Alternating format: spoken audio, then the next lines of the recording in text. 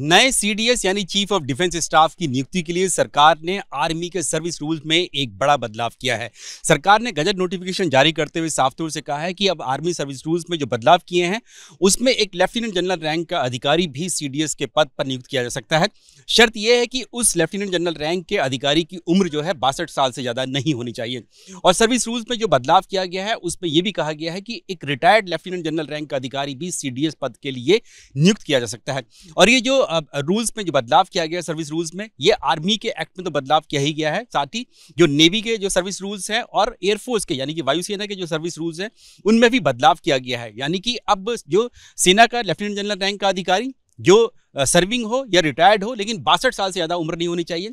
ऐसे ही एयरफोर्स में जो एयर मार्शल की रैंक का अधिकारी हो जिसकी उम्र जो है 62 से ज़्यादा ना हो, चाहे वो रिटायर्ड भी हो। और इसी तरह से नौसेना में जो वाइस एडमिरल की रैंक का अधिकारी हो जो रिटायर्ड हो या सर्विंग हो और 62 साल से ज़्यादा ना हो, उसको भी नियुक्त किया जा सकता है। और अब इसके मायने ये हो सकते हैं कि जो सरकार के जो नया जो गजट नोटिफिकेशन जारी किया है उसमें जो सर्विंग जनरल्स हैं यानी कि आर्मी चीफ या नौसेना प्रमुख या वायुसेना प्रमुख है वो तो बना ही जा सकते हैं सीडीएस। लेफ्टिनेंट जनरल रैंक के अधिकारी भी बनाए जा सकते हैं और जो रिटायर्ड हो चुके होंगे वो भी सिर्फ शर्त यह कि 62 साल से उम्र ज़्यादा नहीं होनी चाहिए।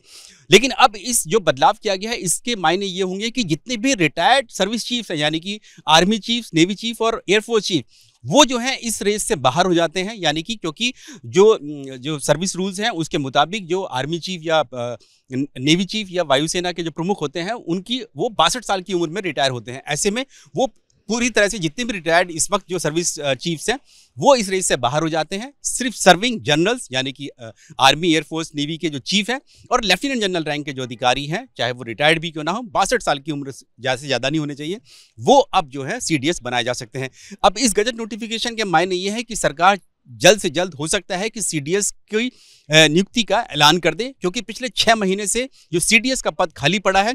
जैसे कि जानते हैं कि पिछले साल यानी कि दिसंबर 2021 में जो तत्कालीन सीडीएस थे, chief of defence staff general Bipin Rawat, उनका हेलीकॉप्टर क्रैश में उनकी मौत हो गई थी।